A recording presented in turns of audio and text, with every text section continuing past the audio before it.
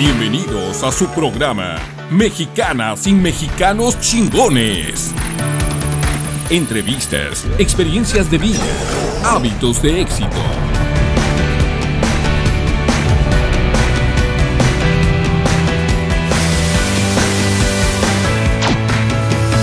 Mexicanas y Mexicanos Chingones. Conducido por la periodista Irisdea Aguayo. Aquí iniciamos. Listo, estamos ya en vivo en Facebook Live. Muy buenas tardes, estoy gratamente agradecida y honrada con don Jorge Cons Figueroa, que me hizo el favor de esta entrevista en Mexicanos Chingones. Un mexicano chingón, hombre muy trabajador. Estoy impresionada por el tema de la sucesión, que ahorita vamos a hablar de eso. El soltar, yo no sé cómo le hizo, en serio. Pero bueno, muy buenas tardes, ¿cómo está? Muy bien, gracias a Dios. Aquí sobreviviendo en estos tiempos de pandemia, pero afortunadamente bien de salud y con mucho ánimo. Eso es lo más importante. Pues actualmente don Jorge Cons es consejero y accionista en empresas como Transportes Pitic, Tecnología Diesel, Tractor Remolques del Noroeste, Batuc Express, Grupo Batuc, Intercel y consejero independiente en Edinor, Café del Pacífico, Rancho el 17 y Grupo Alta. Casi nada, ¿verdad? Don Jorge, platíquenos un poco de su infancia. Nació aquí en Hermosillo. ¿Dónde, en qué colonia? ¿Cómo fue su niñez? Sí, cómo no. Efectivamente nací en Hermosillo, vivía con mi familia por la calle Aldama, en la colonia San Benito, como a unas 3 cuadras de donde está la iglesia de Fátima, la capilla de Fátima. Y te puedo decir que fue una infancia muy tranquila, muy feliz. Somos una familia de 7 hermanos y desde ahí vivíamos con mis padres y yo me considero que tuve una infancia muy feliz. Dentro de todo no nos faltaba nada, una familia muy ordenada. Hasta la fecha nos queremos mucho y buscamos tener una muy buena relación y en ese sentido yo considero que fue una infancia feliz. Ahorita que dice ordenada, en la tarde leía, bueno, más bien veía un video que me mandó un amigo de los niños de antes, los niños después, los jóvenes de antes y los jóvenes después, la llamada generación cristal ahora. ¿Cómo fue esa infancia en ese sentido? ¿Qué le exigían los papás y a qué edad de labores en la casa? Sí. Bueno, yo te decía ordenada en el sentido de que, pues, mi generación es una generación de mucho respeto a sus mayores, o sea, no solo a los padres, sino que a los mayores. Ya con el solo hecho de que hubiera alguien mayor que uno en el cuarto, esa persona era la que tenía, por decirte, el don de mando, ¿verdad? A ella se le respetaba. Y en ese sentido, pues, la escuela, yo siento siempre, nuestros padres velaron por la educación, que recibiéramos la mejor educación dentro de las capacidades, y creo que así fue.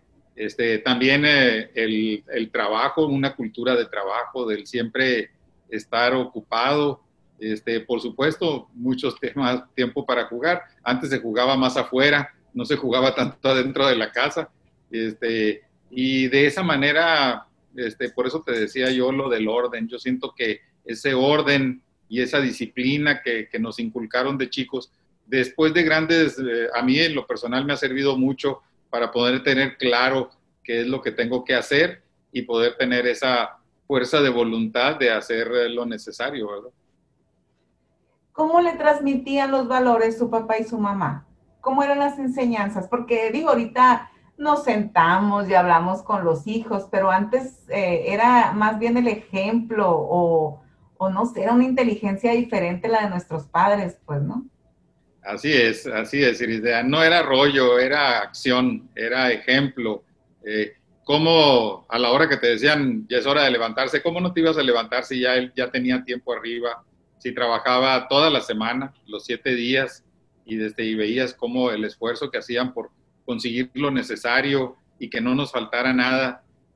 a la hora que te pedían algo, pues, ¿cómo decir que no? Bueno, sí, sí podías, ¿verdad? Pero ahora que uno reflexiona, te das cuenta mucho de cómo es ese ejemplo que nos transmitieron y se vivía también desde la casa. Ahorita hay muchas cosas que hemos ido mejorando y que ha habido pues herramientas nuevas que facilitan la vida. En ese tiempo las mamás no la tenían fácil, era un trabajo de todo el día lidiar a los hijos, hacer comida, la ropa, etcétera, ¿no? Y mi padre, como te digo, pues él trabajaba de lunes a sábado en un negocio que tenía de comercio y los domingos tenía un rancho, entonces los domingos era para ir al rancho a ver cómo estaba y el lunes otra vez de vuelta al trabajo en el comercio. Entonces, una cultura de trabajo, de esfuerzo, de ahorro, de cuidar lo que uno tiene, porque te tiene que durar.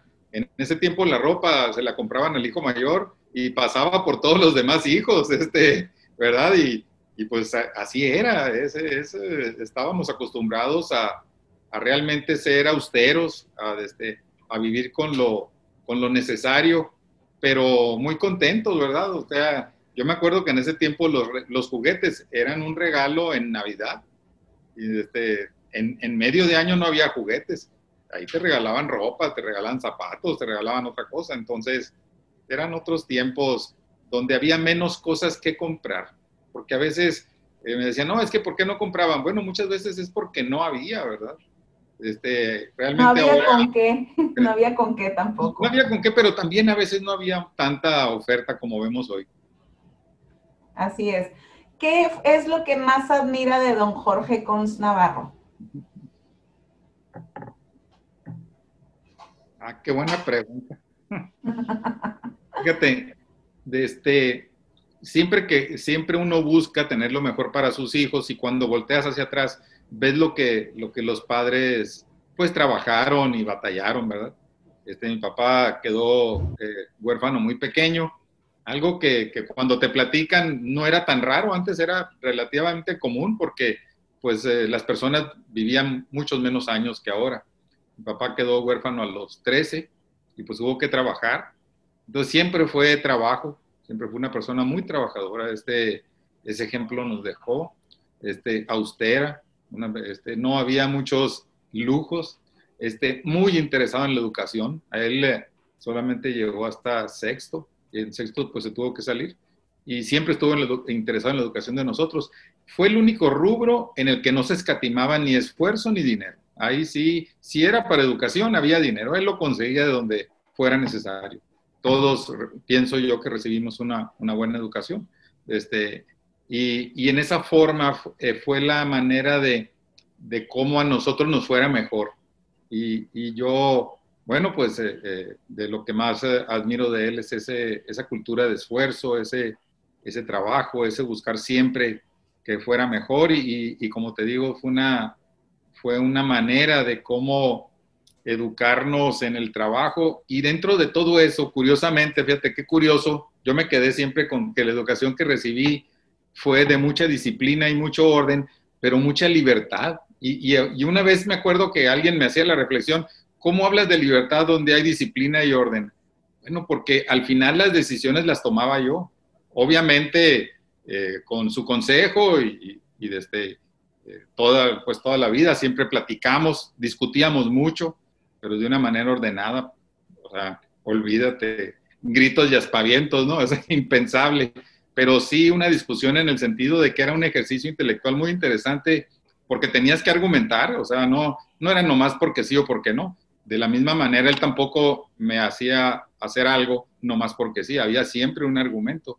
Entonces, dentro de ese sentido, yo considero que fue una muy buena educación, no solamente en la escuela, sino que yo creo que la mejor educación que recibí, la recibí en mi casa con mi papá y mi mamá.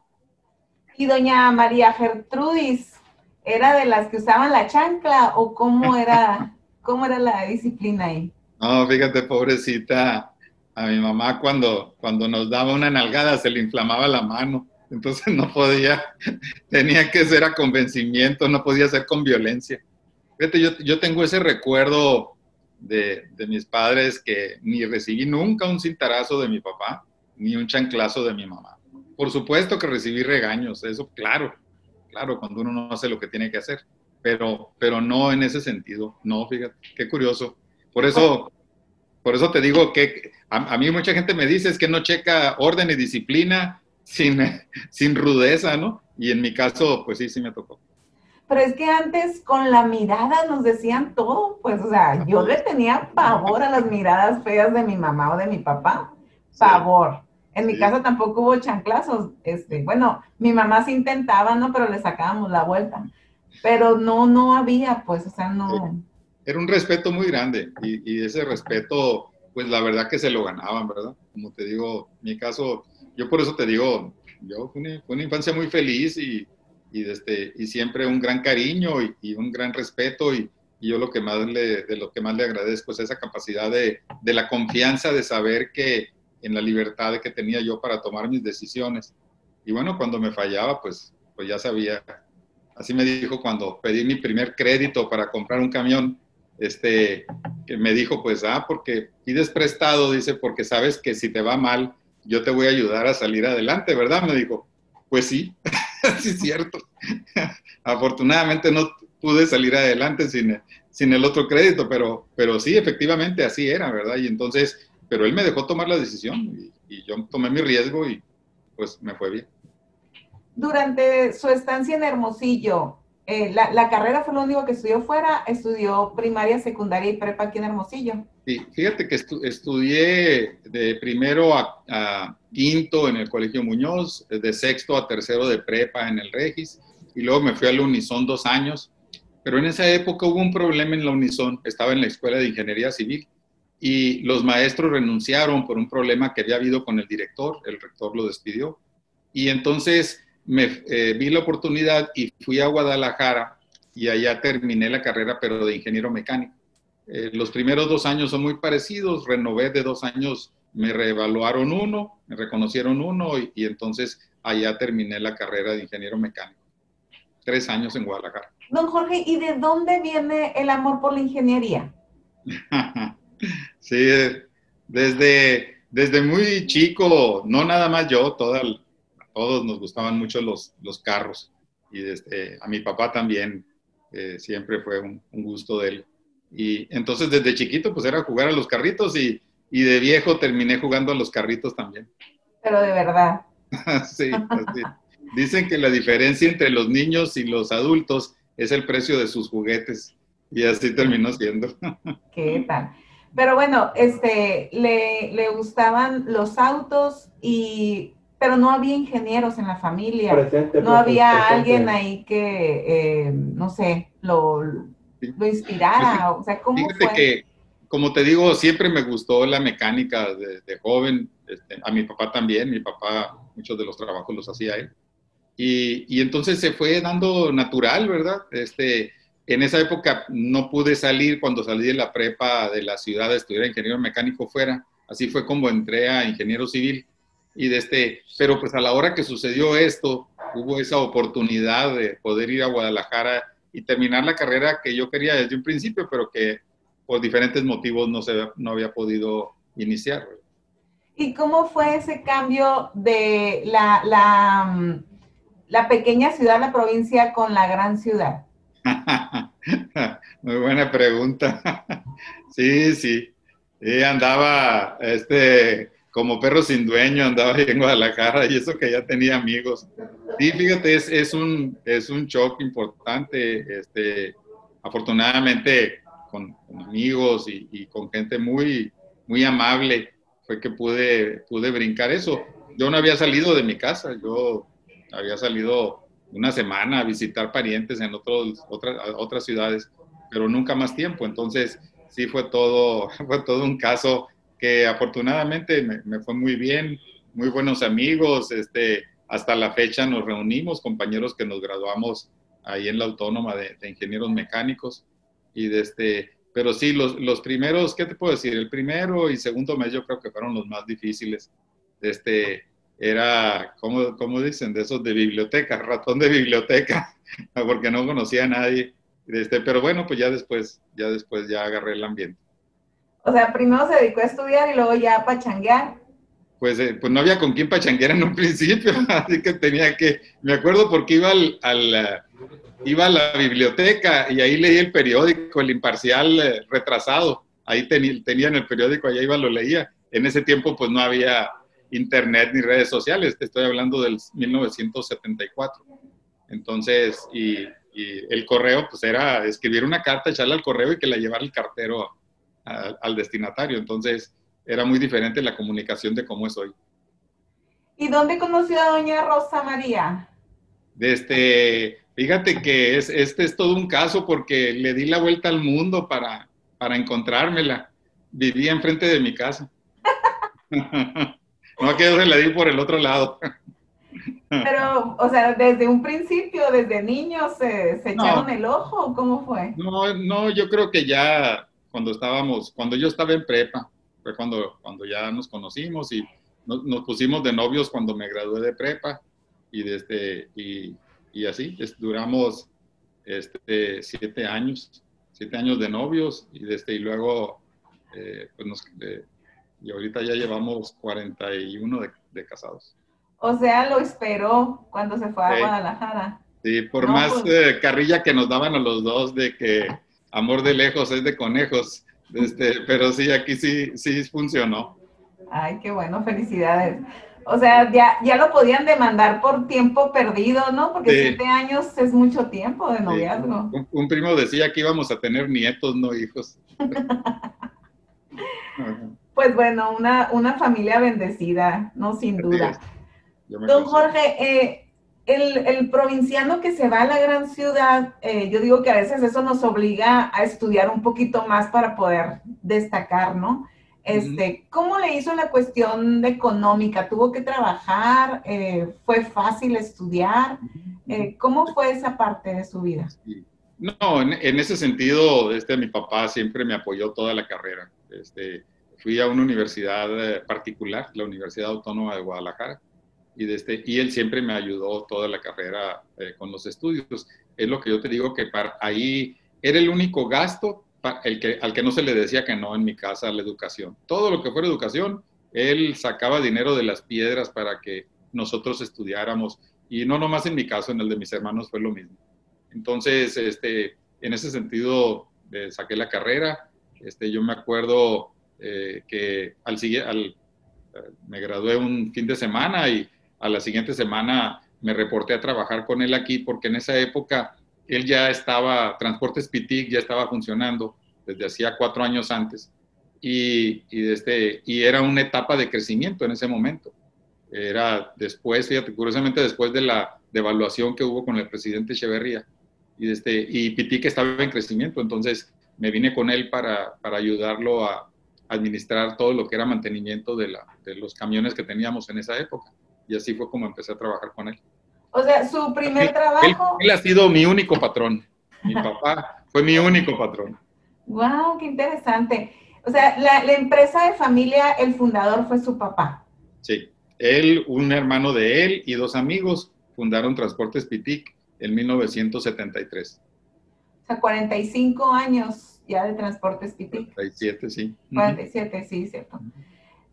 Y bueno, ¿cómo fue se tenían cartas de familia, hacían estatutos? O sea, ¿cómo era eso de que el hijo trabajaba con el papá?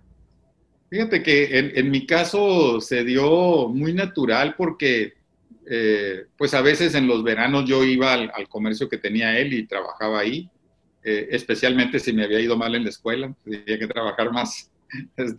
Pero se dio natural y después en la secundaria yo iba con él al rancho, ya que empecé a manejar, a veces a mí me tocaba llevar comida o combustible al rancho y entonces se fue dando natural y yo siempre le dije patrón, o sea, desde la secundaria, patrón fue el patrón y para mí.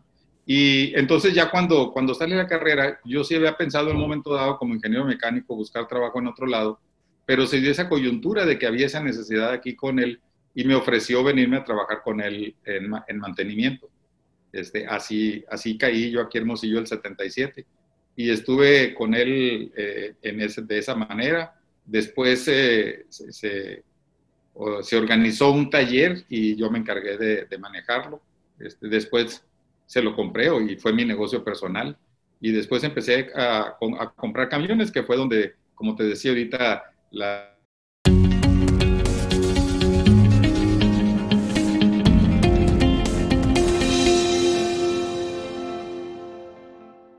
Don Jorge, se nos congeló un poquito sí, la sí, señal. Nos decía que con la señal. Empezó a comprar camiones y Sí. ya empezó a ser usted socio del negocio de alguna manera. Así es, sí, socio, así es, con camiones propios, ¿no? Primero veía los camiones de él y en el taller reparábamos camiones de otros socios también y después yo empecé también con una flotilla propia. Pero a ver, en el tiempo en que usted su primer trabajo, ¿era el hijo del patrón o era un empleado más? Pues mira, siempre fui el hijo del patrón, en el sentido de que era un negocio familiar y que yo en un principio el trabajo era ser responsable del mantenimiento de los camiones, del equipo de transporte. Así duré un tiempo y después compré el taller, como te digo, y lo operé como negocio mío personal. Después empecé a comprar camiones míos que trabajaban igual en Transportes Pitic, y así como trabajaban los de mi papá y los de los otros socios. Entonces, en ese sentido, pues yo tenía mis actividades y él tenía las actividades de él, ¿verdad? Pero trabajábamos juntos, ¿no? Sí. Pero sí lo veían como el hijo del patrón, pues no tuvo que, porque hay historias de gente que entra al negocio familiar y agarra la escobita y bárrele, ¿no? Porque vas a pasar por todos los cargos. En este caso no, fue directo. Yo creo que lo que pasa es que a mí me tocó en el tiempo que estuve estudiando trabajar de chofer. Era una manera muy buena de yo conseguirme un dinero extra, de que me iba con los otros choferes de ayudante y de esa manera tenía un ingreso extra. Entonces yo fui conociendo el negocio con ellos y ya cuando llego y me encargo de que se repararan sus camiones como era necesario, pues ellos me veían normal, era parte de la familia, pero era alguien que estaba haciendo una labor que era necesaria.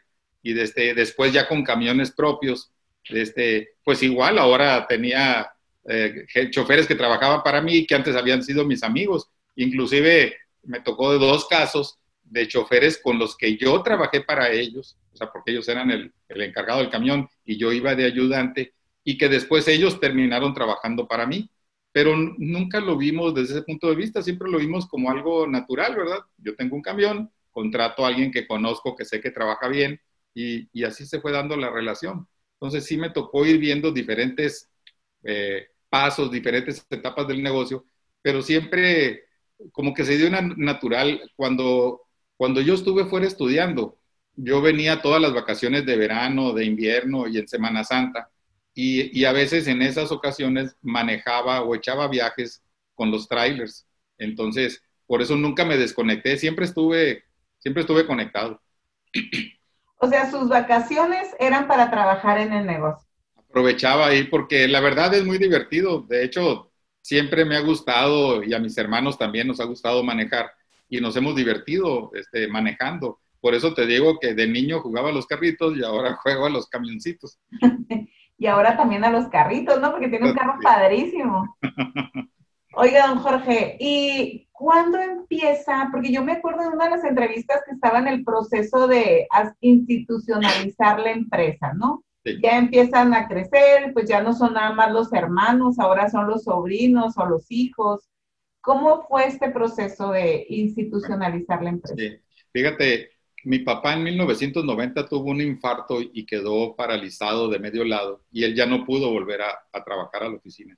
De hecho, ya no volvió.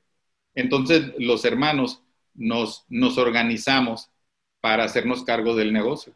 De las primeras decisiones que tomamos era que yo entrara por mientras mi papá se podía recuperar, y lo hicimos de una forma temporal. Después ya nos dimos cuenta pues, que no iba a poder regresar, y entonces empezamos a tomar las decisiones de una manera colegiada. Yo estaba al frente, pero las decisiones de cierto nivel o de cierto tipo las tomábamos juntos. Somos 5 hermanos hombres y 2 mujeres. Entonces, eso nos fue llevando de una manera bastante natural a poder ver el negocio de otra forma. De hecho, los camiones que yo tenía se le vendieron a la sociedad para que yo no tuviera un conflicto de intereses al yo estar administrando el negocio de la familia. Y entonces fuimos poniendo reglas despacio que todos estábamos de acuerdo y que todos vigilábamos que se cumplieran. Y de esa manera fue que empezamos a trabajar de una manera colegiada. O sea, era un equipo. A mí me tocaba ejecutar las decisiones, pero las decisiones las tomábamos de común acuerdo. Así estuvimos trabajando algunos años y trajimos a diferentes asesores a que nos ayudaran de la Ciudad de México, de diferentes lugares. Y en el año 2006 tomamos la decisión de preparar la sucesión. Siempre una gran preocupación mía era que por cualquier motivo yo no pudiera un día regresar, y ya traíamos un negocio que había crecido bastante, y ¿qué íbamos a hacer? ¿Quién iba a entrar en mi lugar? ¿Cómo se iba a implementar? ¿Qué decisiones se iban a tomar? Y entonces contratamos a un despacho internacional que nos asesoró en cómo se podía primero formar un consejo de administración, que nosotros ya lo teníamos trabajando como consejo, pero solamente los hermanos. Y en esta ocasión se invitaron a consejeros independientes. Así como yo ahorita estoy en otras empresas, en ese momento junto con esa compañía trajimos a 4 consejeros independientes. De esa manera el consejo son hoy 4 familiares, los 4 hermanos, porque un hermano vendió su parte, y 4 consejeros independientes. Con ese consejo estuvimos trabajando algunos años, y luego empezamos a buscar al sucesor. Entonces lo que dijimos, vamos a buscar un sucesor de una manera ordenada, en un proceso que nosotros lo podemos controlar, y así ya vamos a estar de alguna manera preparados para la hora que haya un cambio de director, ya sea, en este caso, pues el mío, pero inclusive si hubiera que cambiar al siguiente, pues ya tenemos un paso, un proceso, un cómo hacerlo, y el negocio, la empresa de la familia, no se queda en riesgo, ¿verdad? Entonces hicimos un proceso que nos tomó algunos años. Yo, cuando me ha tocado participar en otras sociedades que sale el tema de la sucesión, siempre les comento que es un tema que se debe de tomar con mucho orden, y que cuando uno lo hace de una manera apresurada o desordenada, a veces los resultados no son los mejores. Afortunadamente nosotros, yo creo que tomamos una buena decisión, ha funcionado bien, tanto para el director como para nosotros, y pusimos un orden. Dentro de ese estudio, hicimos reglas de familia, y una de las reglas de familia fue que a partir de este director ya no iba a ser nadie de la familia. Entonces ya nosotros tomamos la decisión de que los siguientes directores van a ser directores que no sean familiares, y adentro de PITIC pueden trabajar familiares, pero están limitados hasta qué puesto pueden llegar. Entonces, todo eso lo hicimos pensando para promover más una cultura de emprendedurismo que de ir a trabajar a la empresa, y que sirva como escuela, pero que al final no sea el destino, y que trabajen mucho desde el consejo, ¿verdad? Porque a veces no se le da el valor que tiene a la hora que se toman decisiones colegiadas, pero eso evita que se tomen decisiones muy locas. Por supuesto que se pueden equivocar, pero una locura es más difícil que pase cuando la decisión se vota entre 8 personas, y que pues más o menos medio le entiendo. ¿Y dónde quedaron las hermanas? Mis hermanas, ellas, las 2 trabajan en otras empresas de la familia, en otras áreas. En Pitica ahorita está un sobrino y un hijo mío. Son los únicos cons. Sí, pero como decía que en el consejo estaban los hermanos, pues. Las hermanas, ¿no? Es que tenemos nosotros un consejo de familia donde vemos eso con mis hermanas, donde participan mis hermanas. Por términos legales, el consejo como lo manejamos es un comité de dirección, ¿verdad? Entonces, pero el consejo, ahí están mis hermanos. Ah, ok.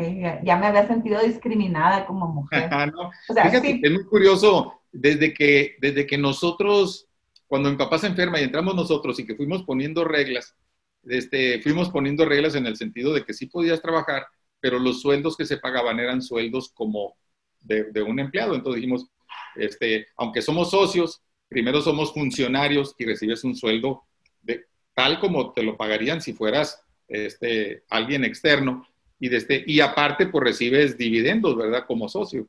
Entonces fuimos acomodando la forma de cómo llevar la empresa, y se abrieron otras empresas y mis hermanas fueron cambiando. Primero entraron en Pitic, bueno, una entró en Pitic primero y luego se fue a otra empresa, y luego abrimos otra empresa, una distribuidora, y ahí entró la otra hermana a trabajar. Fíjese que tuvimos una charla cuando empezaba el proceso de la sucesión, ¿se acuerda? Y yo le dije, no la creo, porque si uno en una empresa chiquita a veces batalla para soltar, no me quiero imaginar el sentimiento en una empresa grande con tantos intereses, tantos trabajadores y tanto esfuerzo. Sí. ¿Cómo le hizo? ¿Cómo Pues le mira, hizo ese proceso mental para poder soltar? Para que veas que sí es cierto, yo saqué mis cosas de mi oficina un 31 de diciembre del 2013. Saqué, así como en las películas gringas, ¿no? Que sales con tu cajita de archivo muerto con lo que tenías en el escritorio, y salí moqueando. Así que es difícil, siempre está ahí esa intención de regresar, eso de que yo lo haría mejor, eso de que a lo mejor no fue la mejor decisión, y te genera insomnio por muchas noches. Pero yo desde un principio me propuse, y así lo manejé, de anunciarlo mucho. Entonces después, por vergüenza, fue que no regresé, no porque no quisiera, porque había hablado mucho. Es complicado, es un shock, te puedo decir que los primeros 6 meses fueron difíciles, porque de estar primero con una agenda que a veces no tienes tiempo en el día, de repente tenía tiempo, ahora me sobraba el tiempo, y fue algo que fue en etapas el ir en ese momento, consiguiendo otras labores, en qué hacer, proyectos, etcétera, para ocuparse. Yo creo que por eso es muy común, no nomás en nuestra cultura, sino en todo el mundo, es muy común que alguien, cuando deja esa empresa y que duró tantos años, a mí me tocó ver nacer a Pitica en el 73, aunque en ese momento yo estaba estudiando. Pero como te decía, pues solamente ahí he trabajado. Entonces en el 2013, 40 años después, salir, sí fue complicado. Pero ahí me ayudaron mucho, bueno, primero mi esposa aquí, mi familia, mis hijos, pero también mis hermanos, y yo pienso que a quien seleccionamos para director también ha tenido mucho que ver en que haya sido este proyecto y que haya funcionado exitoso. A mí me comentaban en el 14 que fue un éxito la sucesión. Yo le digo, mira, después de 5 años te voy a decir si fue o no fue. Y ahorita pues ya vamos para el 7º año y sí fue. A ver, pero ¿cómo que le sobraba tiempo? Consejo Consultivo del Centro Empresarial del Norte de Sonora del 94 al 96 y desde el 99, o sea, todavía, ¿no? Presidente de Coparmex del 97 al 99. Miembro del Consejo Regional de Banca Vital, hoy HCBC, del 2000 al 2004. Miembro del Consejo Regional de NAFIN del 2006 al 2017. Miembro del Consejo Consultivo del Banco Nacional de México desde 1999, o sea, todavía. Consejero Nacional de Coparmex de 1999 al 2000. Socio fundador y actual presidente de Grupo McCoy. Miembro de la Comisión Ejecutiva Nacional de Coparmex en el 99-2000. Presidente de la Comisión de Desarrollo Urbano, Asentamientos Urbanos y Ecología 2000-2003. Regidor del 2000 al 2003, consejero consultivo de agua de Hermosillo del 2003 a mayo del 2012, consejero del Tecnológico de Monterrey desde enero del 2002, consejero del programa Peso por Peso 2005-2006, miembro fundador del Grupo Hermosillo 2025, me la deben ahí, ¿no? Empresario del año 2003, Patrono de la Fundación Esposos Rodríguez desde el 99. Presidente de la Fundación Esposos Rodríguez 2006-2009. Miembro del Consejo Nacional de CANAR desde el 2008. Miembro del Comité Ciudadano de Seguridad Pública para el Estado de Sonora 2011 y coordinador desde el 2016. Miembro de la Junta de Gobierno de Agua de Hermosillo 2012-2018. Socio fundador de Hermosillo, ¿cómo vamos? Y no sé qué otras cosas más, porque yo sé que mi querida amiga Mirna Rea lo involucra en otras actividades, ¿verdad? Siempre nos hemos dicho que somos los mismos los que andamos en un grupo y otro, pero ¿cómo me dice que le sobraba tiempo? Pues mira, yo creo que lo que dices ahí es que me gusta dar consejos, pero no seguirlos necesariamente. Es que cuando uno está en una dirección, te toca ser responsable de la ejecución. Y cuando estás en un consejo, te toca ser parte de lo que comentábamos ahorita, el cómo se toman decisiones de forma colegiada. Y las acciones y las actividades son muy diferentes.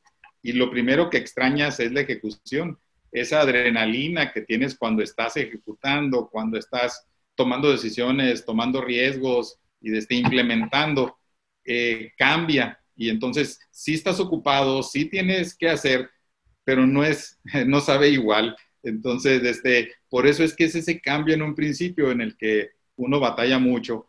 Y me acuerdo con alguien que entrevistamos para mi puesto, que él me decía, bueno, me dice, ¿y si usted al año o a los 2 años decide regresar, qué voy a hacer yo? Porque querían, y tienen razón, querían una garantía, ¿verdad?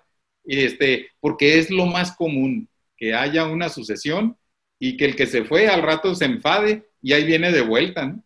Entonces, ese era el reto que yo tenía en ese momento y para el que te digo que uno se tiene que ir preparando, pues es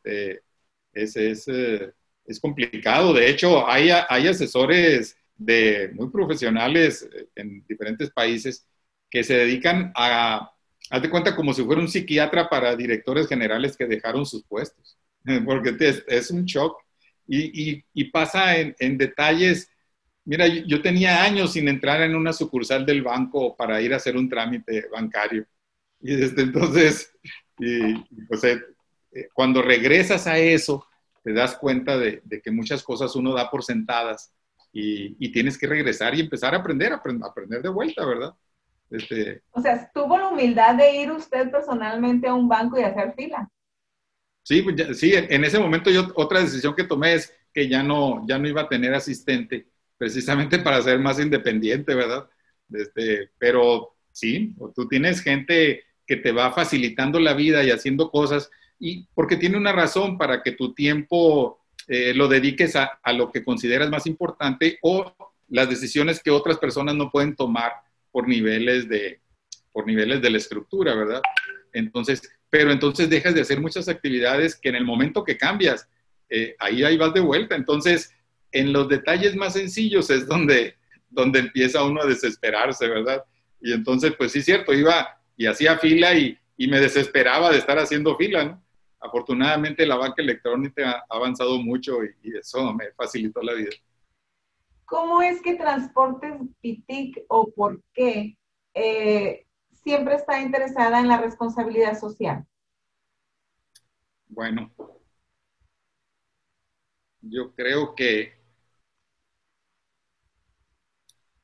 son cosas que siento yo que nacen desde que se funda la empresa y en temas que habían una, ¿cómo te dijera? No una estrategia, sino una filosofía de cómo hacer las cosas que traía mi papá muy grabada, porque te digo, cuando te toca pasar por situaciones tan difíciles, pienso yo que te deja grabado cosas en las que dices, cuando pueda voy a hacer esto por ayudar, ¿no? Ahí siempre a nosotros se nos ha quedado el tema de la educación, siempre fue un tema que a él lo apasionó. Y el otro día estábamos platicando precisamente de este tema con la familia de Faustino Fernández, que para mí fue alguien casado con esa Un forma de ver las cosas. Un ícono, ¿no? Definitivamente un muy buen amigo. Entonces, pero te das cuenta que una sociedad sana necesita tener maneras en que la gente, no solamente talentosa, sino que se esfuerza y que quiere superarse, debe de tener caminos que le permitan hacerlo, ¿verdad? Para que no se frustren. Y yo creo, hasta la fecha, que la educación es el único camino. No hay atajos. La educación es algo que toma muchos años. Pues, fíjate, ahorita pues empiezas desde kinder, 3 años de kinder, 6 de primaria, 9, 3 de secundaria, 12, 3 de prepa, 15, 5 de carrera, 20, vas a la maestría y son 2 o 3 años más, 23 años de estudios. Y muchas veces queremos tomar atajos, pero sin embargo yo creo que el secreto está en una buena educación y cada día va a ser más importante. Y por eso es que siempre hemos nosotros pensado mucho en cómo ayudar en temas de educación, y el tema de la responsabilidad social, pues es un tema que lo tenemos cercano.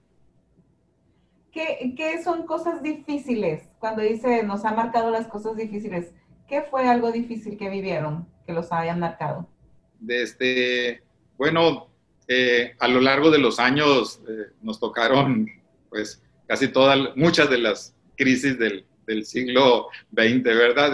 Te decía yo ahorita que yo llegué el 77, un año después de la devaluación con el presidente Echeverría, y pues me tocó la devaluación del 82, y luego la del 88, y luego la del 94 ya me tocó a mí. Mi papá ya no estaba al frente, me tocó a mí, y hay momentos en los que llevas tanto tiempo esforzándote, posponiendo a veces vacaciones, trabajando, ahorrando, y de repente que lleguen y te los borren y vuelves a empezar.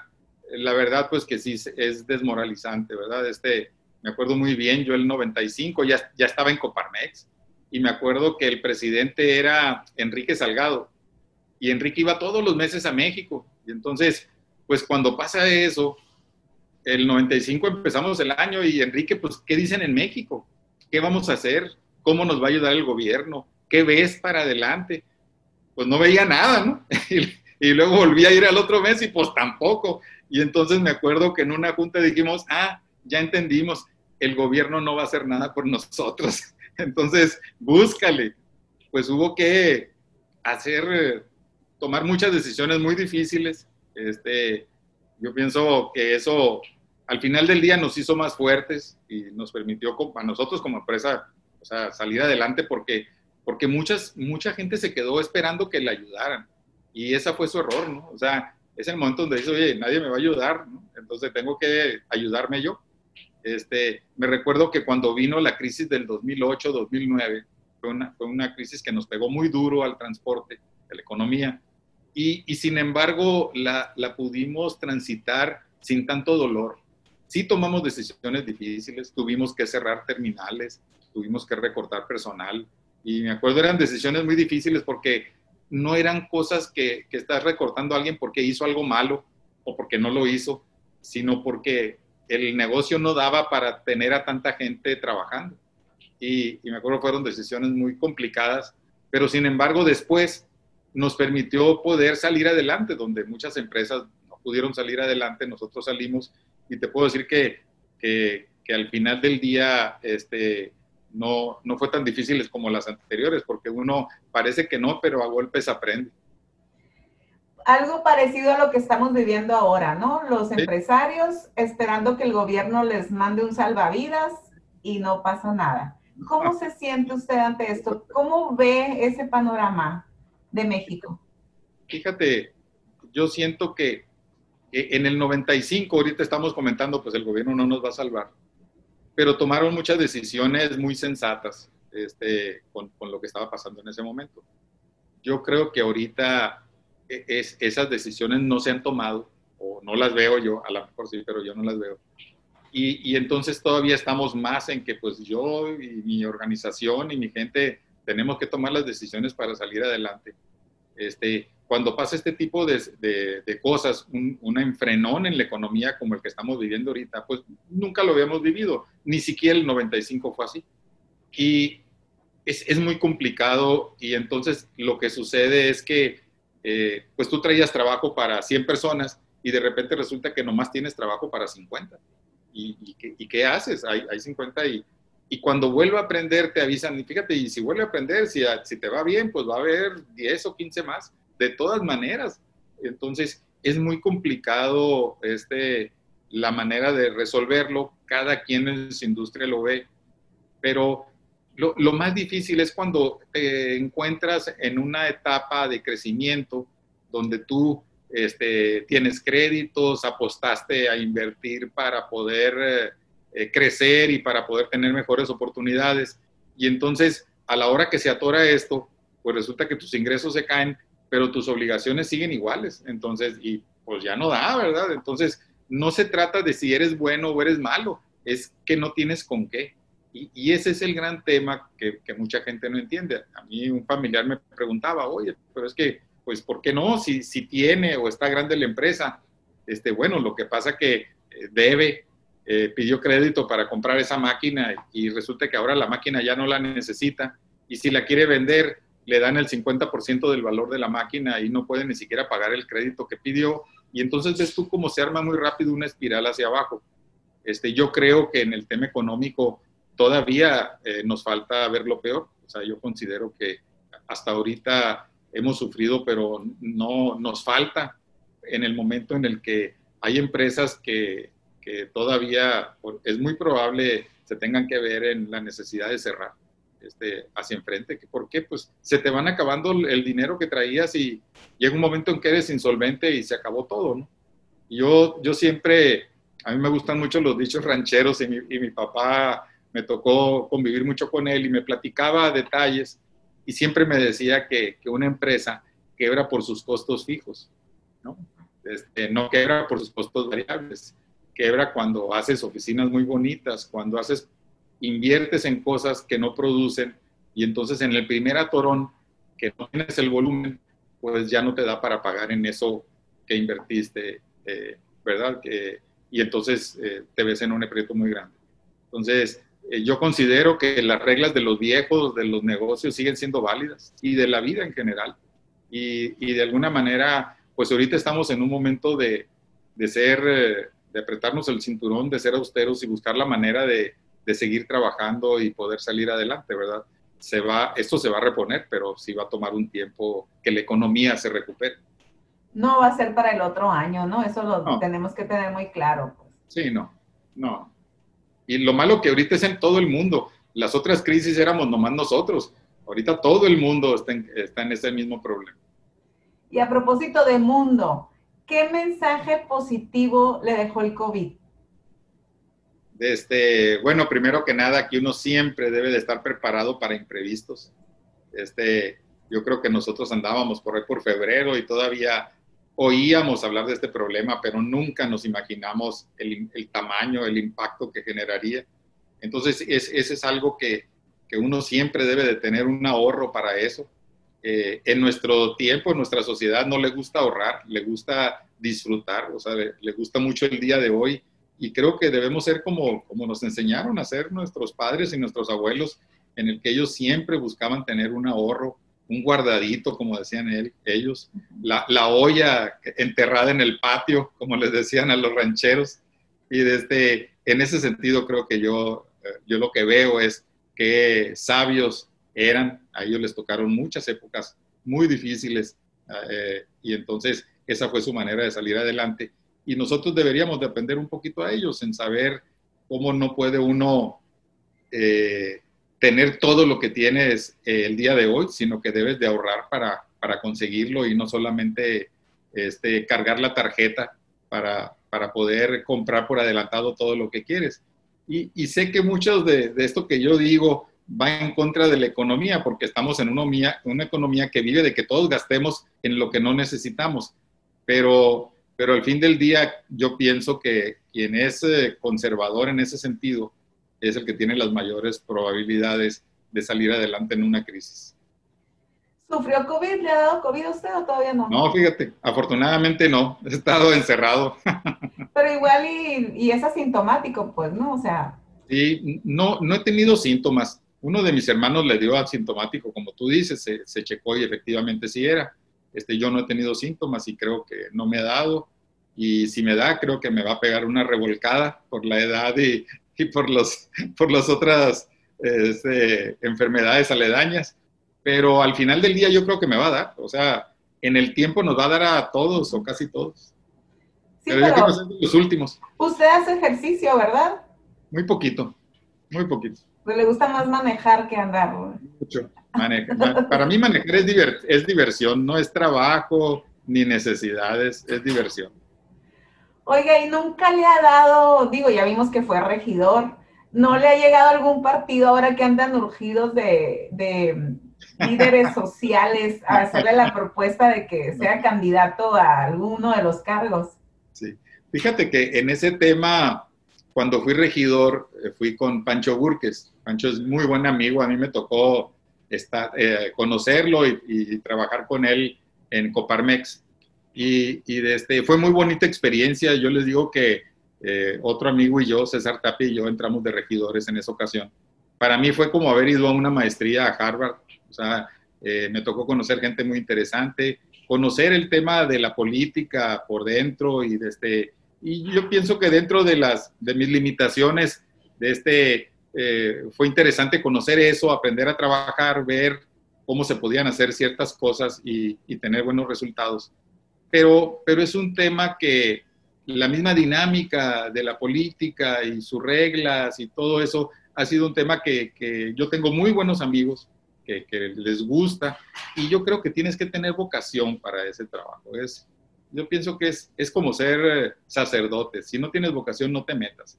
Ahí tienes que tener vocación, porque nosotros nos quejamos de los políticos, pero los necesitamos. Me toca ver con mucha preocupación en la actualidad que la gente solamente se queja de ellos y que queremos que se haga política por gente que no es político. Y para mí sería como mandarle a hacer un puente a alguien que no es ingeniero. No tiene sentido. Entonces, a veces solamente vemos la parte fea, pero hay una parte ahí, como te digo, de vocación y hay mucha gente muy buena y a veces por unas cuantas que se portan mal, arreamos con todos, ¿no? Entonces, es un tema que yo no tengo vocación para eso y entonces yo seguí con mi vocación y así fue que seguí mi carrera. ¿Tiene inclinación por algún partido político? Mira, cuando entré con Pancho, precisamente entré como simpatizante del PAN y los tres años que estuve con ellos fui simpatizante del PAN y sigo igual creo que hay un término técnico, adherente, creo que le dicen ellos. O sea, no ha hecho las pruebas y todo eso, ¿o ya no se usa? No hice las pruebas. Te voy a ser sincero, las pruebas esas se me hizo como que, ¿cuál era el sentido, verdad? Pero siempre he sido adherente y yo comulgo con los ideales de ese partido. Yo siento que sus ideales están bien, como todo, han tenido líderes muy buenos y otros no tan buenos y otros malitos.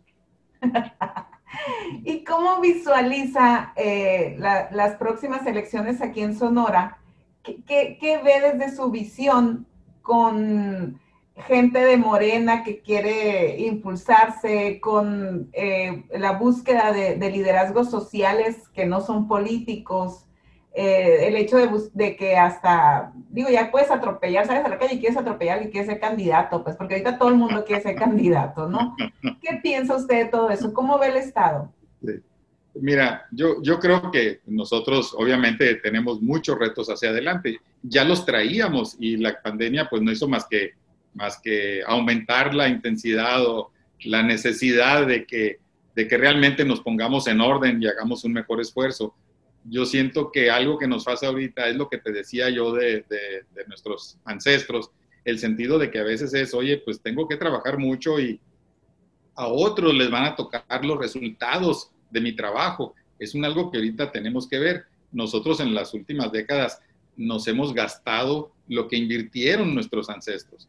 Y tú ves la infraestructura, la carretera de 4 carriles la hicieron en los 80s. O sea, ya tenemos casi 40 años y nos ha faltado invertir en cosas que van a tener permanencia y que van a ser para muchos años.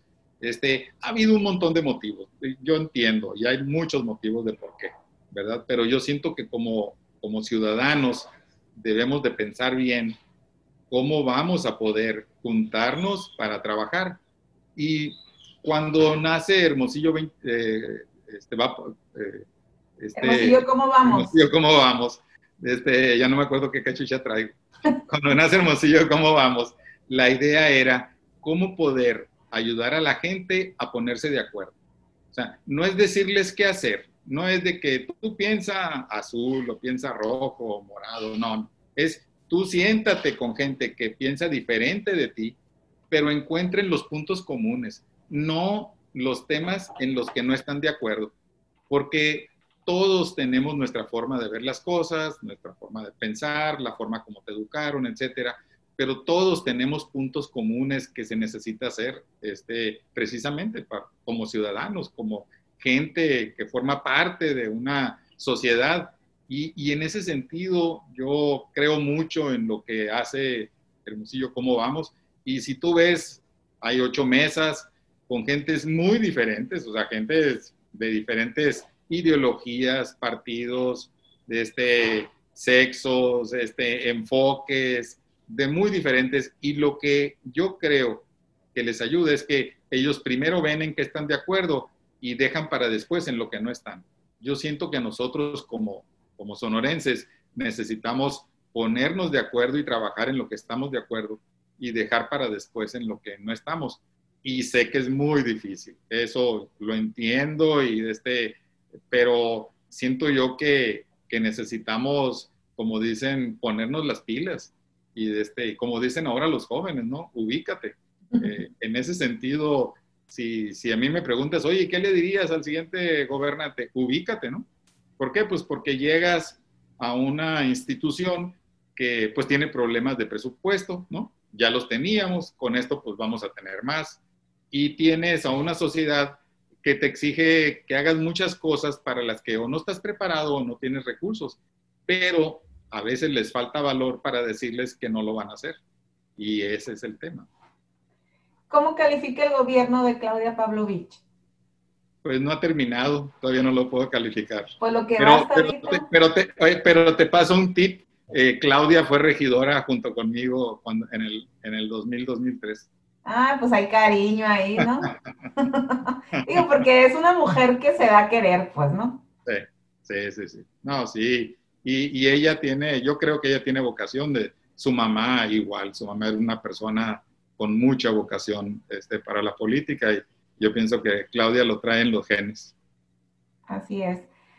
Hermosillo 2025, ahorita dije, esta me la deben. Yo me declaré y me he declarado siempre fan de don Faustino Fernández. Sí. El tema del agua, usted sabe muy bien que él lo tenía muy estudiado, prendido, sí. Hizo experimentos. Yo creo que algo grande podemos hacer aquí en Sonora. ¿Qué pasó con este grupo? Llevamos en el 2020 y 2025, no hay nada. Te voy a platicar una anécdota de 2025. No sé quién entrevistó a Faustino hace muchos años. Y le dice, oiga, don Faustino, le dice, ¿cómo le gustaría ver a Hermosillo en el 2025? Como sea, le decía.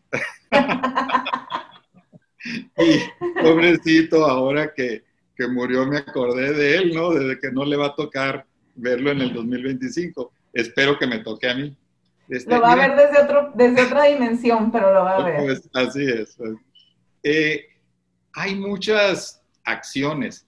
Fue algo que yo aprendí en Coparmex. Yo le digo entre broma y en serio a mi esposa que cuando uno empieza a participar, te enteras de muchas cosas que te gustaría no haberte enterado. De muchos problemas que se resuelven y que la mayoría de nosotros no nos damos cuenta que existieron. Y cuando estás participando te toca ser parte de ayudar a solucionarlos o de solucionarlos o de saber quiénes los solucionaron. Ese tipo de organizaciones muchas veces están actuando, pero no los estamos viendo. O sea, de alguna manera nosotros no estamos, porque son más efectivas muchas veces las gestiones que se hacen cuando no estás hacia enfrente. Entonces es difícil y yo entiendo a gente como tú que quiere saber y que quiere comunicar y que quiere informar y sí, cierto, sí tienen razón, pero a veces, y ahí es donde yo te digo el tema de vocación, si fuera político saliera a informarlo, pero yo busco el tema resultados, siempre uno aprende en los negocios que los resultados tienen una prioridad muy alta. Y yo siento que Hermosillo 2025 ha hecho muchas acciones, ya ha hecho cosas que han ayudado a la ciudad, pero que pues obviamente no se han sabido. Como todo, empezó en el año 2000, si te acuerdas, pues ya tiene 20 años y cualquier organización tiene que irse reinventando y tiene que ir creciendo y nosotros nos hemos reunido y hemos buscado ese tipo de cómo poder definir nuestra visión y cómo poder reinventarnos y lo hemos hecho y siempre curiosamente sale eso que te comento del ir trabajando, del ir resolviendo problemas, del ir buscando oportunidades, pero en otro perfil y a veces puedes ver tus proyectos que van caminando donde desde el grupo se ayudó a que jalara, pero tú le vas a dar obviamente el crédito a la persona que lo está encabezando, ¿verdad? Que es un tema que a mí me pasó mucho en un principio con mis hermanos. Mis hermanos se sentían porque a la hora de que alguien quería saber algo de PITIC, pues iban y me preguntaban a mí y decían pues que yo era el único que salía en la foto y que ellos no salían, ¿no? Y entonces pues dije, oye, pues tienen razón, ¿verdad? Y me acuerdo mucho porque Juan Fernando hizo un reportaje, ¿te acuerdas que había una sección de empresas? Sí. Hizo un reportaje donde la primera página de la sección era un camión y entonces fue el fotógrafo del Imparcial y entonces yo no me dejé tomar foto y salimos los hermanos y nos tomó foto a todos los hermanos y muy bonitas fotos. Y cuando ya iba de salida, me dijo, oiga, me dice, ¿le tomaré uno usted ahí con un camión? Pues ya que estoy aquí. Ah, pues órale pues. Y me tomó la foto y esa fue la que salió. Y entonces me dieron, no te imaginas, uno se molestó y otros me daban carrilla, pero pues les decía, es que pues si ya habíamos quedado en las otras, ya al último sacó esta. Y a mí el Juan me platicó, mira, me dice, tienen razón, qué bonito que están todos, pero dice, eso no es noticia. Es noticia lo que tú dices, pero que vengan todos a hablar no es noticia. Entonces, pues nosotros también necesitamos algo y eran reportajes que no cobraban. A nosotros ellos no nos cobraron pues nada. Entonces, pues también tenías que hacer esa parte, ¿no? Entonces, yo por eso cuando sale lo de 2025 me acuerdo de eso. Yo le comento porque, digo, yo estaba muy cerca de don Faustino y él, en una ocasión fuimos a un evento en el CIAP que organizaron, no me acuerdo cómo se llamaba la organización de Chihuahua, y lo que nos compartía ahí esta persona de Chihuahua que venía de la FECHAC o FESAC, no me acuerdo, era algo también de responsabilidad social, era que ellos como empresarios hicieron un ejercicio de que, a ver, ¿a dónde queremos que se desarrolle la ciudad? ¿A dónde queremos que se desarrolle el estado? Hicieron el proyecto sin intereses, porque ya sabe que luego según el interés del que llega, pues la ciudad crece para un lado o para el otro, pues, ¿no? Entonces, allá en Chihuahua se pusieron de acuerdo, dijeron, ¿saben qué? Llegue rojo, azul o morena, o quien llegue, este es el proyecto de desarrollo del estado, cerraron filas los empresarios y por eso vemos ahora la ciudad en la que se ha convertido, pues, Chihuahua, ¿no? Y Ciudad Juárez.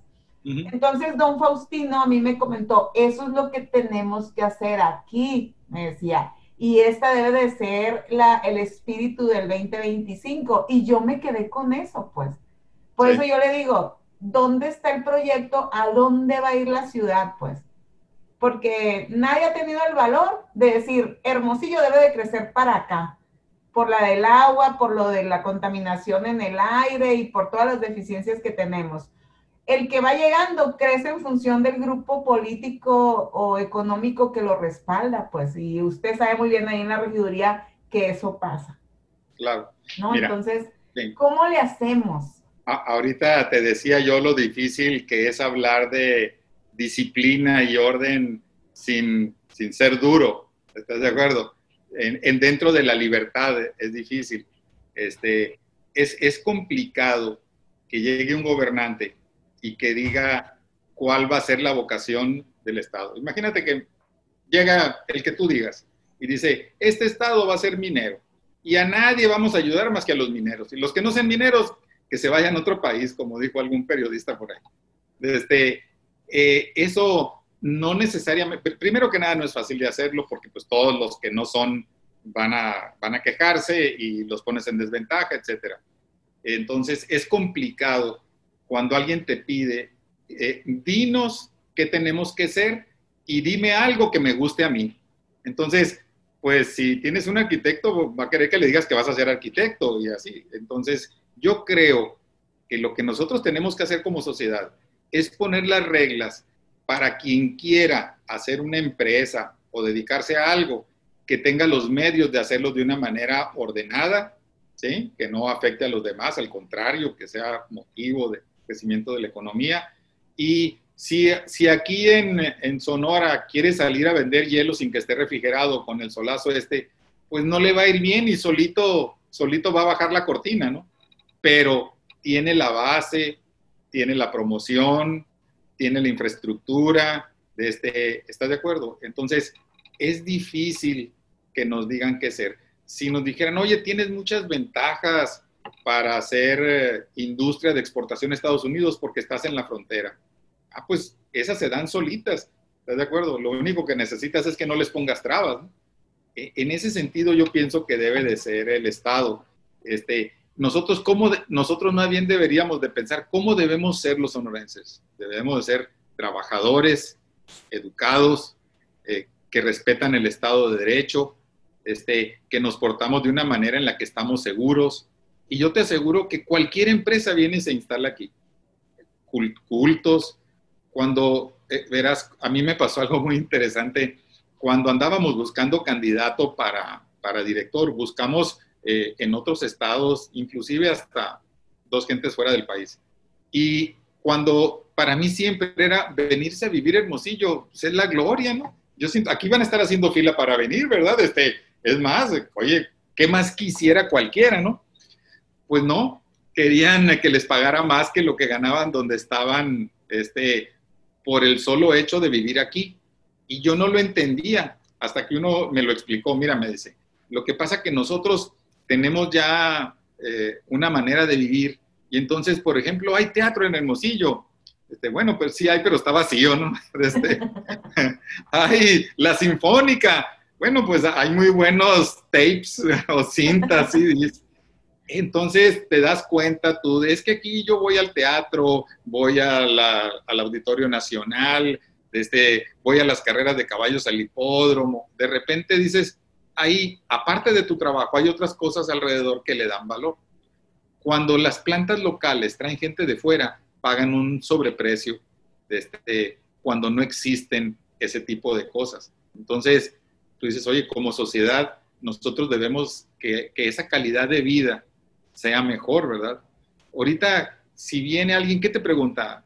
La seguridad, ¿no? Uh-huh. ¿Cómo está de limpia la ciudad? ¿Qué casas hay?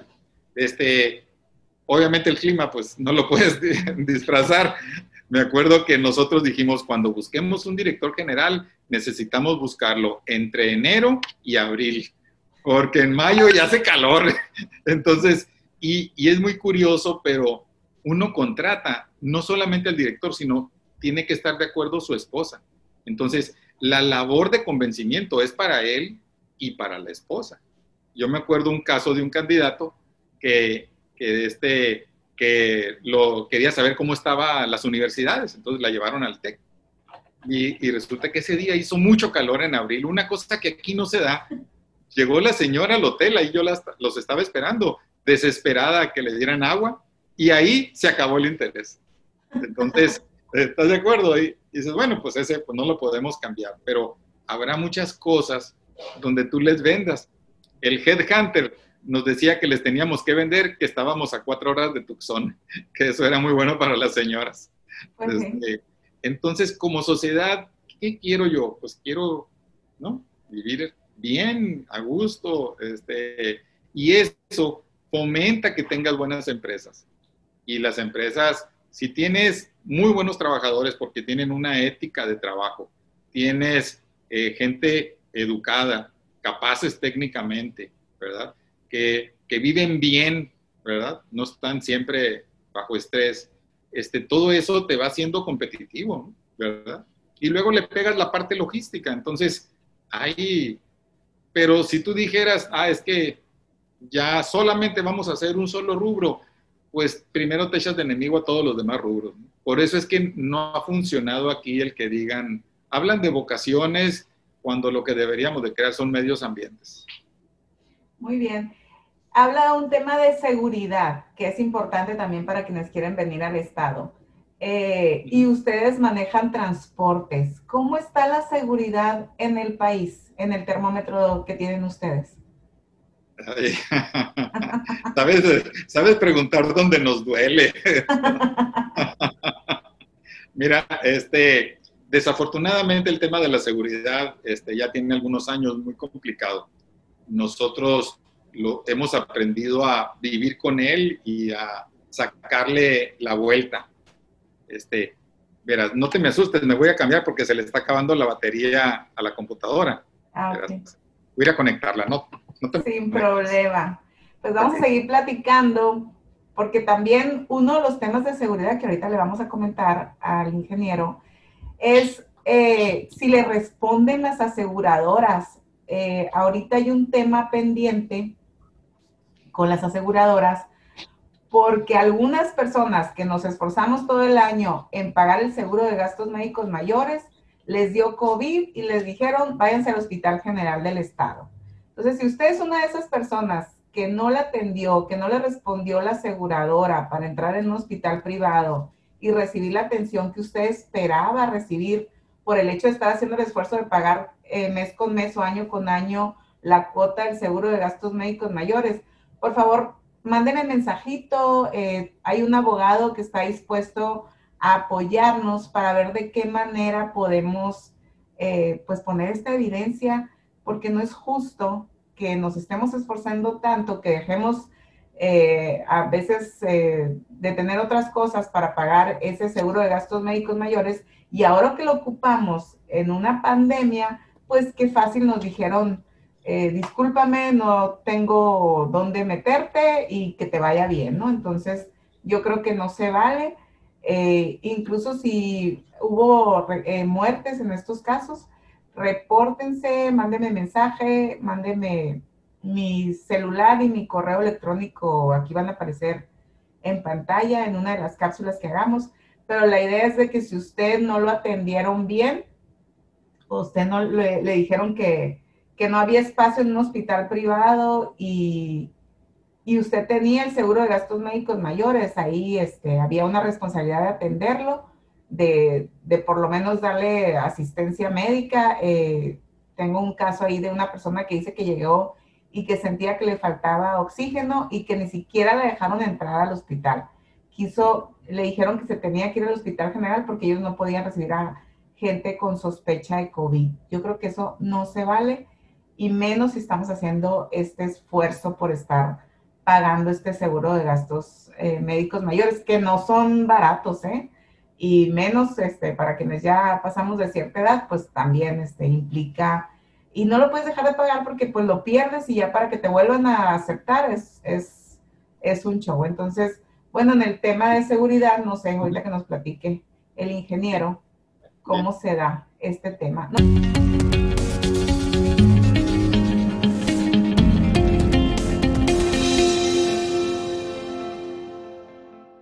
¿Cómo está en el país la seguridad? Es un tema que, como te decía ahorita,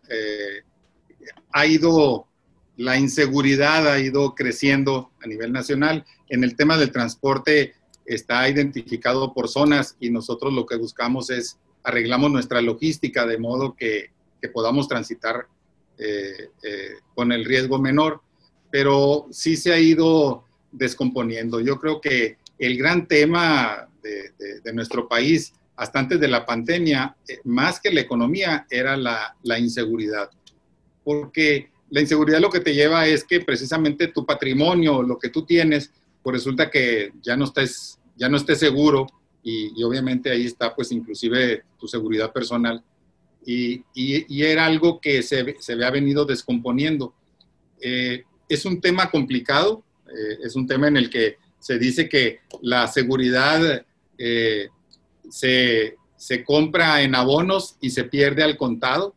Es muy común que una ciudad que es segura de repente tiene un incidente, hay un cambio en la dinámica de la delincuencia y de repente resulta que ahora eres inseguro.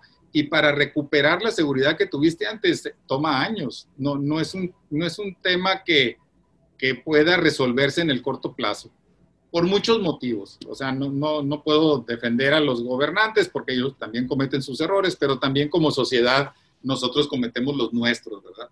Entonces, ahorita la parte, afortunadamente, para nosotros los sonorenses, Sonora siempre ha sido uno de los estados donde no tenemos el mismo problema de delito que en otros, ¿verdad? Por ejemplo, en el tema de transporte, la parte del centro del país y el sureste son temas donde los robos a los camiones son todos los días. No es uno por día, son muchos por día. Y hay rutas donde el porcentaje de que te asalten es muy alto. O también en la parte noreste, igual.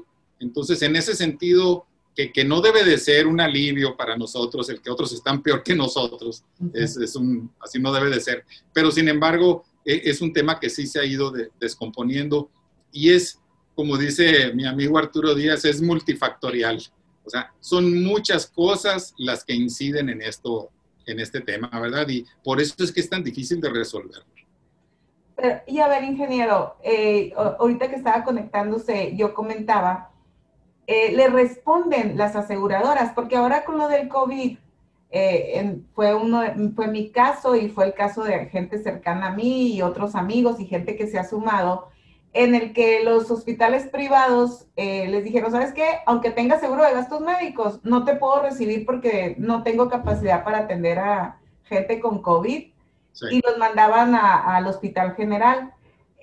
Diferente el caso cuando podías pagar 150, 200 mil pesos y te recibían, ahí sí había lugares, pero si tenías un seguro de gastos médicos mayores, no. La pregunta va relacionada con lo de la seguridad y transporte. Las aseguradoras le responden cuando hay un robo. Mira, en el tema de la carga, o sea, y obviamente de los equipos, efectivamente los tenemos asegurados y mucha de la carga se contrata seguro para que viaje. Y sí nos responden. Obviamente lo que ha estado pasando pues es que las primas de seguro pues han ido subiendo. Como vas teniendo incidentes, pues la compañía sube su seguro. Con nosotros nos sentamos una vez al año con la compañía de seguros y ellos revisan cuánto les pagamos por las primas, cuánto ellos nos regresaron por daños o por carga robada y en función de eso se revisa la tarifa para el siguiente año. Entonces es un tema pues de negocio, ¿no?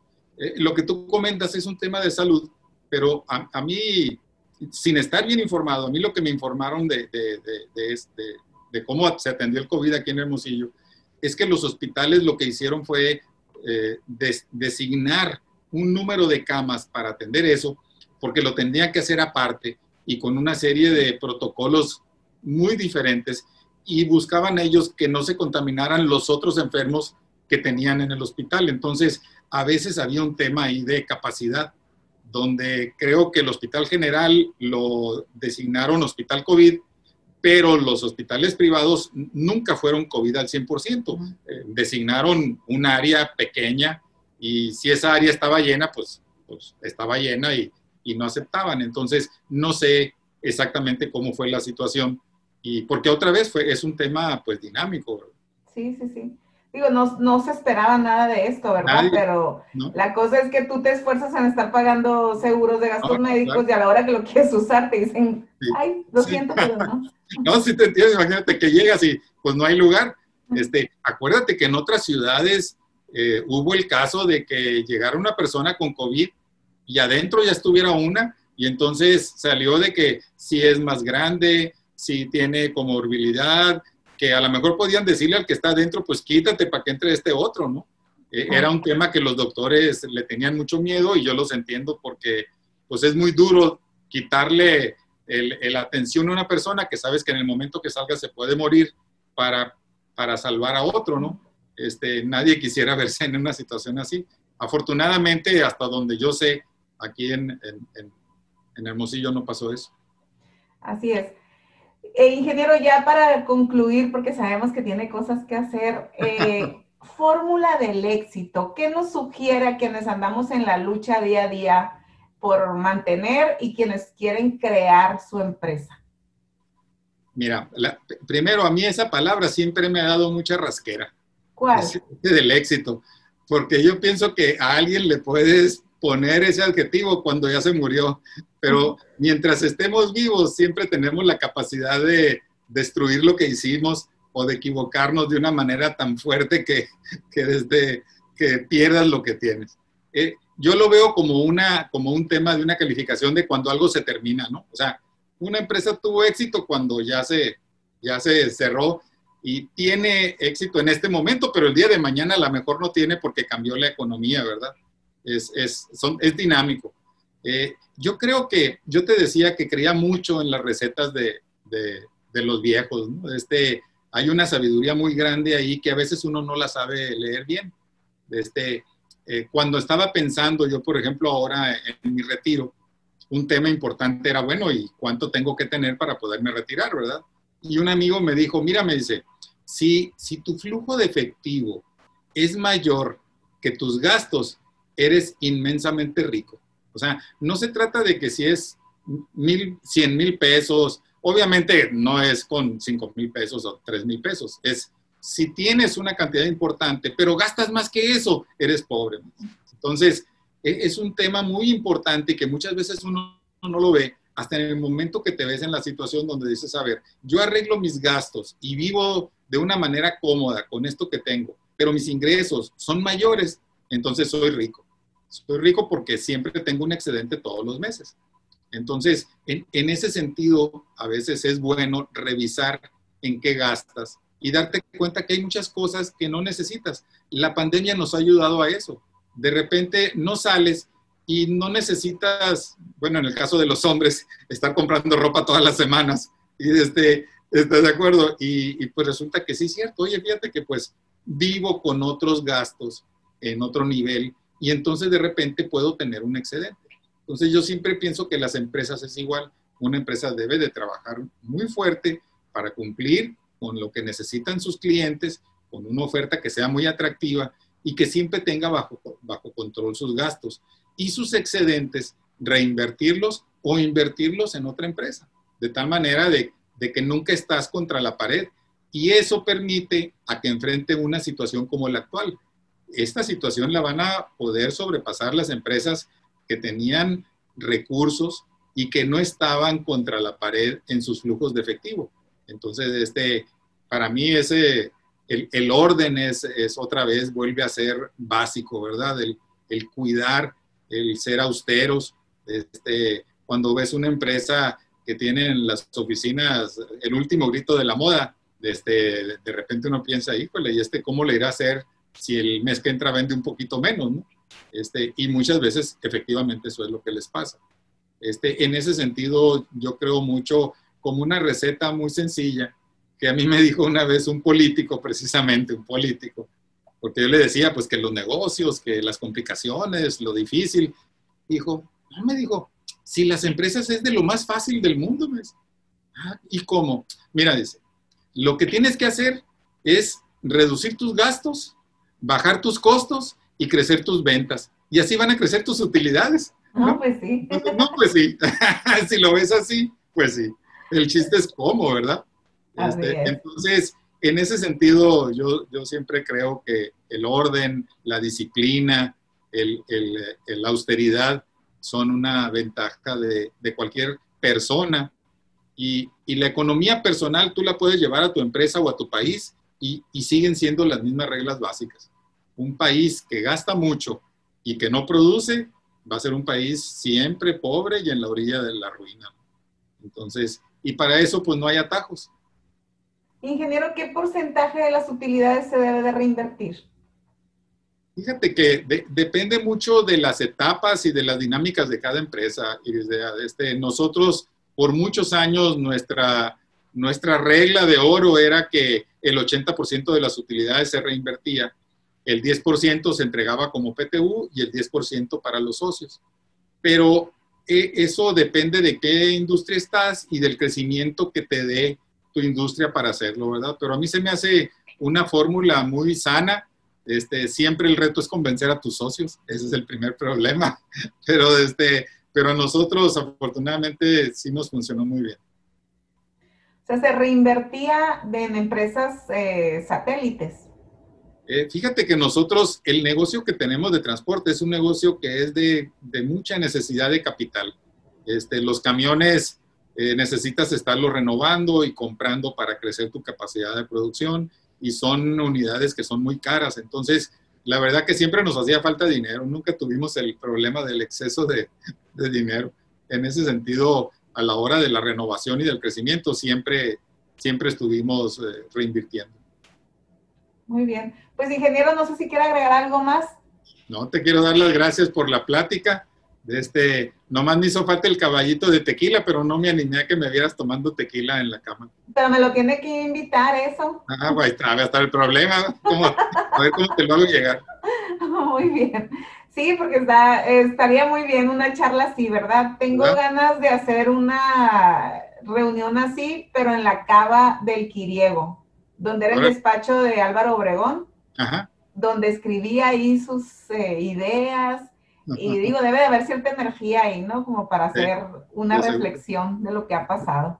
De seguro. Muy bien, ingeniero, pues muchísimas gracias por su tiempo, gracias por todos sus consejos, por compartir todo esto con nosotros.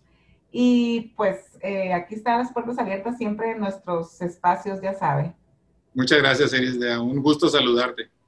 Gracias a usted, gracias también a usted que está pendiente, por favor, sonrían, recuerden que siempre puede ser peor. Sonrían. Gracias, buenas noches.